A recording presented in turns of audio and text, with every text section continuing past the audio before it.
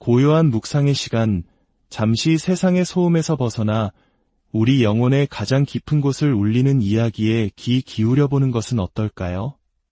오늘 우리가 함께 나눌 이야기는 어쩌면 많은 분들이 차갑고 엄격한 신학자로만 기억하는 인물, 존 칼뱅의 눈을 통해 바라본 예수 그리스도의 따뜻하고도 인간적인 모습에 관한 것입니다.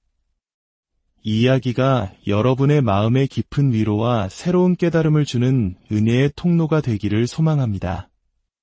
혹시 괜찮으시다면 잠시 시간을 내어 이 영상에 좋아요를 눌러주시고 더 많은 분들이 이 귀한 말씀을 함께 나눌 수 있도록 공유해 주십시오.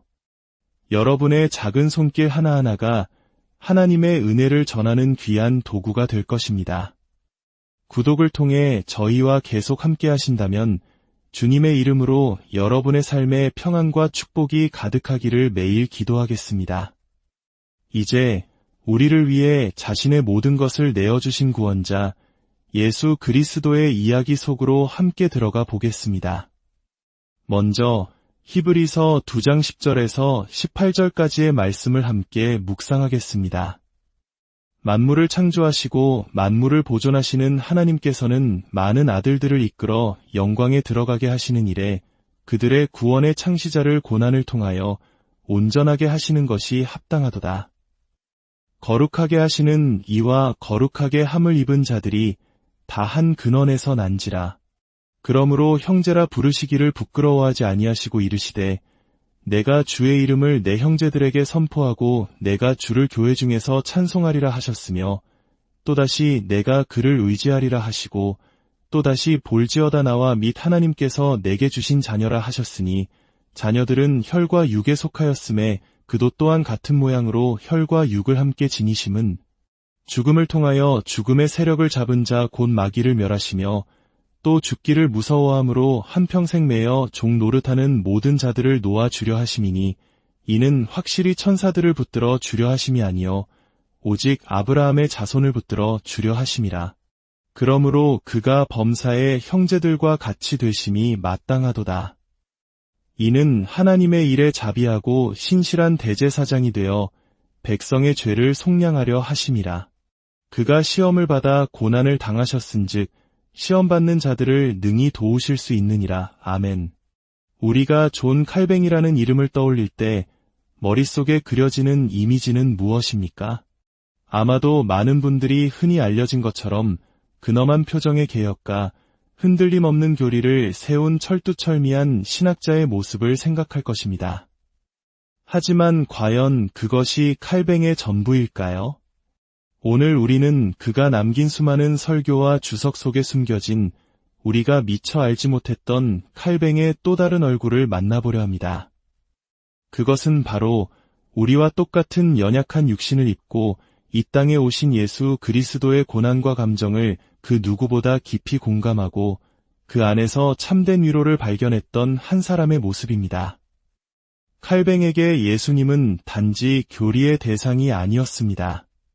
그는 복음으로 옷 입으신 그리스도, 즉 우리의 삶 가장 가까운 곳으로 찾아오신 인격적인 구원자였습니다.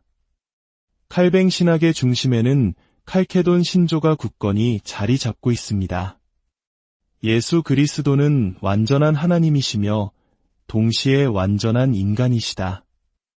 이 두 신성은 결코 섞이거나 변하거나 나뉘지 않으며 한 인격 안에 존재한다는 위대한 고백은 칼뱅에게 있어 우리 구원의 핵심이었습니다. 그는 예수님의 신성을 굳게 변호했지만 놀랍게도 그가 더욱 깊이 파고들었던 것은 바로 그리스도의 인성의 신비였습니다. 칼뱅은 예수님께서 우리의 연약함을 아실 뿐만 아니라 우리의 인간적인 감정에 스스로를 내어주셨다고 강조합니다. 이것은 단순히 배고픔이나 추위 같은 육체적 고통을 넘어 두려움, 슬픔, 죽음에 대한 공포와 같은 영혼의 고뇌까지 포함하는 것이었습니다. 칼뱅은 말합니다. 그리스도께서는 우리의 육신뿐만 아니라 우리의 감정까지도 입으셨다. 그러므로 그는 결코 우리에게서 멀리 계시지 않다. 이것이 얼마나 큰 위로가 되는 말씀입니까? 혹독한 전쟁의 폐허 속에서 모든 것을 새로 시작해야 했던 우리 부모님 세대의 고단함, 치열한 경쟁 속에서 내일의 불확실성을 안고 살아가는 오늘 우리들의 불안함, 그 모든 삶의 무게를 주님께서 직접 겪으시고 이해하신다는 사실 말입니다.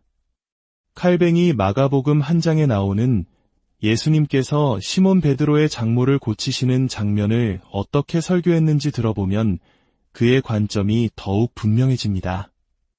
어떤 학자는 이 설교를 두고 칼뱅은 이야기 자체보다 그 안에 담긴 교리적 원칙에만 관심이 있었다고 평가했지만 실제 설교 내용은 그 정반대입니다. 칼뱅은 그저 병이 나았다는 사실에만 머무르지 않습니다. 그는 그 가정의 속사정을 놀랍도록 섬세하고 현실적으로 그려냅니다. 한번 상상해 보십시오. 어부였던 베드로와 안드레가 모든 것을 버리고 예수님을 따랐을 때 남겨진 가족들의 마음이 어떠했을까요? 당장 하루 벌어 하루 먹고 살아야 하는 가난한 집안에서 두 가장이 갑자기 일을 그만둔 것입니다. 집안에는 걱정과 원망의 목소리가 있었을지도 모릅니다. 우리 생계는 이제 어떡하나 하는 불안감이 가득했을 것입니다. 칼뱅은 바로 이 지점을 파고듭니다. 예수님께서 베드로의 장모를 고치신 것은 단지 한 사람의 병을 치유한 기적을 넘어 그 가정 전체의 불안과 근심을 어루만지신 자비로운 돌봄이었다는 것입니다. 주님은 그들의 경제적 어려움, 관계의 갈등, 미래에 대한 두려움까지도 꿰뚫어 보셨습니다. 그리고 그 기적을 통해 내가 너희의 모든 상황을 알고 돌보고 있으니 안심하고 나의 제자를 따르게 하라는 무언의 위로와 확신을 주신 것입니다. 이것이 바로 칼뱅이 발견한 예수님의 모습입니다. 우리의 가장 현실적이고 구체적인 삶의 문제에 깊이 관여하시고 우리의 아픔에 동참하시는 다정한 구원자의 모습 말입니다. 이제 우리는 칼뱅의 통찰 중 가장 깊고 어쩌면 가장 도전적인 부분으로 나아가려 합니다. 바로 겟세마네 동산에서의 예수님의 기도입니다. 요한복음 12장에서 예수님은 말씀하십니다. 지금 내 마음이 괴로우니 무슨 말을 하리요. 아버지여, 나를 구원하여 이때를 면하게 하여 주옵소서. 그러나 내가 이를 위하여 이때에 왔나이다. 아버지여, 아버지의 이름을 영광스럽게 하옵소서. 많은 현대 번역본들은 아버지여, 나를 구원하여 이때를 면하게 하여 주옵소서 라는 부분을 그렇게 기도해야 할까? 라고 고민하는 질문으로 해석합니다. 하지만 칼뱅은 달랐습니다. 그는 이것을 예수님께서 실제로 드리신 간절한 기도 그 자체로 보았습니다. 인간의 몸을 입으신 예수님께서 죄 없으신 그분께서 온 인류의 죄를 짊어지고 하나님의 무서운 심판대 앞에 서야 하는 그 끔찍한 죽음을 앞두고 그 잔을 피하고 싶어하는 것은 너무나도 자연스럽고 거룩한 인간성의 발현이라는 것입니다. 그것은 결코 죄가 아니며 나약함의 증거도 아닙니다. 오히려 그의 완전한 인성을 보여주는 가장 강력한 증거입니다. 겟세마네 동산에서의 기도는 이 고뇌의 절정을 보여줍니다. 내 아버지여, 만일 할 만하시거든 이 잔을 내게서 지나가게 하옵소서. 이 기도는 진심이었습니다. 아버지의 품 안에서 영원한 사랑을 누리시던 성자 하나님께서 잠시라도 그 관계가 끊어지는 듯한 고통과 버림받음의 잔을 마시고 싶으셨을 리가 없습니다. 그의 거룩한 인성은 그 고통을 피하기를 온 마음으로 원했습니다.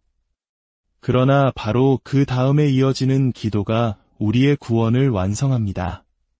그러나 나의 원대로 마시옵고 아버지의 원대로 하옵소서. 칼뱅은 여기서 두 가지 의지가 충돌하고 마침내 하나로 순종하는 위대한 신비를 봅니다.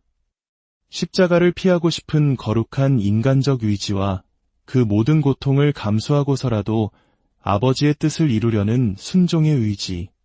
이 끔찍한 내적 싸움이야말로 아담이 에덴 동산에서 실패했던 바로 그 순종을 두 번째 아담이신 예수님께서 완전히 이루시는 순간이었습니다. 만약 예수님께서 이 모든 고난을 아무런 감정의 동요 없이 마치 돌처럼 강철처럼 겪으셨다면 우리는 그에게서 어떤 위로를 받을 수 있을까요? 우리의 연약함과 두려움을 그분이 과연 이해하실 수 있을까요? 칼뱅은 단호하게 말합니다. 만일 우리가 그분의 두려움과 슬픔을 부끄러워한다면 우리의 구원은 물거품처럼 사라지고 말 것이다. 주님은 우리의 고통을 머리로만 이해하시는 분이 아닙니다. 그는 우리의 고통의 가장 깊은 심연까지 내려가 우리보다 더 큰 고통을 친히 겪으셨습니다. 죄 없이 겪으셨기에 그 고통은 우리와 비교할 수 없을 만큼 더 순수하고 깊었습니다. 그렇기에 그는 시험받는 우리를 능히 도우실 수 있는 유일한 대제사장이 되십니다. 이러한 칼뱅의 깊은 통찰은 어디에서 비롯되었을까요? 아마도 그것은 그 자신의 삶의 경험과 무관하지 않을 것입니다. 제네바에서 쫓겨났다가 다시 돌아오라는 요청을 받았을 때 칼뱅은 친구에게 보낸 편지에서 이렇게 썼습니다. 그 고문 장소에서 다시 고통받느니 차라리 단번에 죽는 것이 1000번이라도 더 낫겠습니다. 하나님의 뜻임이 분명했지만 그는 그곳으로 돌아가기가 죽기보다 싫었습니다. 물론 예수님의 고뇌와는 비교할 수 없지만 자신의 인간적인 바람과 하나님의 부르심 사이에서 겪었던 그 찢어지는 듯한 갈등의 경험은 그로 하여금 겟세마네 동산의 주님을 조금이나마 더 깊이 이해하게 만들었을 것입니다. 그리고 그는 그 주님 안에서 자신의 연약함을 뛰어넘는 참된 위로와 용기를 발견했을 것입니다. 칼뱅은 우리에게 부족한 모든 것을 그리스도 안에서 찾을 수 있다고 노래합니다. 그의 신학 강요에 담긴 한 구절은 마치 한 편의 아름다운 시와 같습니다. 우리가 구원을 찾을 때 예수라는 이름 그 자체가 그분이 구원을 소유하고 계심을 가르칩니다. 우리가 성령의 다른 은사들을 구할 때 그것들은 그분의 기름 부으심 안에서 발견됩니다. 힘은 그분의 다스림 안에서, 순결은 그분의 잉태 안에서, 그리고 다정함은 그분의 탄생 안에서 나타납니다. 그 안에서 그분은 죄를 제외한 모든 면에서 우리와 같이 되셨고 우리의 고통을 느끼는 법을 배우셨습니다. 만일 당신이 구속을 찾는다면 그것은 그분의 순환 안에서 발견됩니다. 당신의 죄사함은 그분의 정죄 안에 있으며 저주로부터의 자유는 그분의 십자가 안에 드러나 있습니다. 우리가 죄에 대한 만족을 찾는다면 그분의 희생 제물 안에서 그것을 발견할 것이고 정결케 됨은 그분의 피 안에서, 화해는 그분이 음부에 들어가심으로써 이루어집니다. 우리 육신의 죽음은 그분의 무덤에 묻혔고 우리 삶의 새로움은 그분의 부활이 가져오며 영생 또한 그 선물과 함께 옵니다. 우리가 하늘나라의 유업을 찾고자 한다면 그분이 그곳에 들어가심으로써 그것을 보증하십니다. 이 모든 종류의 축복이 가득한 보물창고를 찾는 이들은 그리스도 안에서만 발견할 수 있습니다. 그 어떤 다른 곳에서도 얻을 수 없습니다. 사랑하는 성도 여러분, 오늘 우리가 함께 나눈 이야기는 단지 500년 전 한 신학자의 이야기가 아닙니다. 이것은 오늘을 살아가는 바로 우리 각자를 향한 하나님의 위로의 메시지입니다. 우리의 삶의 때로 이해할 수 없는 고난의 잔이 주어질 때, 죽음보다 더한 고통 속에서 홀로 신음할 때 기억하십시오. 우리에게는 참되고 온전한 온유함을 지니신 구원자가 계십니다. 그분 안에는 어떤 거침도, 어떤 쓴마음도 없으십니다. 우리 주님은 우리의 눈물을 아시고 우리의 탄식을 들으시며 가장 깊은 절망의 순간에도 우리와 함께 하십니다. 우리 모두 잠시 우리 자신을 우리 하나님의 위대하심 앞에 내려놓음시다. 자비로우신 하나님 아버지, 우리를 사랑하사 독생자 예수 그리스도를 보내주시고 그 아들의 고난과 순종을 통해 우리에게 구원의 길을 열어주시니 감사드립니다. 우리의 연약함을 친히 겪으시고 우리의 모든 슬픔을 아시는 구원자가 계시다는 사실에 오늘 저희는 깊은 위로와 소망을 얻습니다. 주님, 이 험한 세상을 살아갈 때 멀리 계신 하나님이 아니라 우리 곁에서 함께 울고 함께 아파하시는 형제 되신 예수님을 더욱 깊이 사랑하고 의지하게 하옵소서. 우리의 유일한 소망은 오직 주님께 있사오니 주님의 신실한 약속 위에 우리의 믿음을 굳게 세워주시고 어떤 시련 속에서도 담대히 이기며 나아갈 수 있는 강한 소망을 허락하여 주옵소서. 이 모든 말씀, 우리의 확실한 구속자 되시는 예수 그리스도의 이름으로 기도드립니다.